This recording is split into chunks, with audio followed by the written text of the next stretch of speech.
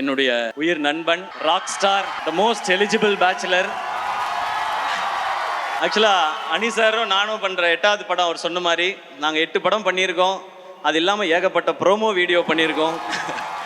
But இந்த இந்த experience வந்து எங்கள் 2 பேருக்குள்ளே இருக்கிறது வந்து ஒரு ஹீரோ, மியூசிக் டைரக்டர், ஒரு ஆர்டிஸ்ட், டெக்னீஷியன் அப்படி இருந்ததே கிடையாது. இது என்றைக்குமே அந்த ஃப்ரெண்டுன்றதுக்கும் ஒரு ஸ்டெப் மேலேன்னு நினைக்கிறேன். எனக்கு அவர் அவ்வளோ பிடிக்கும்.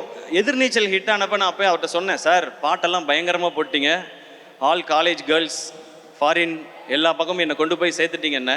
அவர் அவ்வளோ ஸ்வீட்டாக திரும்ப ஒரு பதில் சொன்னார், இல்லை சார் நீங்கள் தான் என் பாட்டை கொண்டு போய் பிஎன்சியில் சேர்த்துருக்கீங்கன்னு சொன்னார். எல்லோரும் கேட்பாங்க உங்கள் 2 பேர் காம்பினேஷனோட சக்ஸஸ்க்கு என்ன ரீசன்னு. இதுதான் ரீசன். நான் அவர் தான் காரணம்னு சொல்லுவேன், அவர் என்ன தான் காரணம்னு சொல்லுவார். பட் முழு காரணம் அந்த ஆள் மட்டும்தாங்க. நமக்கு என்ன தெரியும் பாட்டை பற்றி? அவராக பாட்டு போட்டு இதுதான் பாட்டுன்னு அனுப்புவார். அவர் நடுவில் சொன்னார், நான் வந்து ஃபீல்ட் அவுட் ஆனாலும் எஸ்கேக்காக அதெல்லாம் வாய்ப்பே கிடையாது. இன்றைக்கி ஷாருக் கானில் ஆரம்பித்து எல்லாருக்கும் பாட்டு ஹிட்டு 1000 கோடிலாம் பார்த்துட்டார். இன்னும் 2000 இருக்குது, 3000 இருக்குது, 4000 இருக்குது. பல ரெக்கார்டுகள் நம்ம பண்ண வேண்டியிருக்கு சார். நம்ம மீன்ஸ் நீங்கள் அதில் நானும் சேர்ந்துப்பேன். அனி இஸ் மை ஃப்ரெண்ட் அப்படின்னு.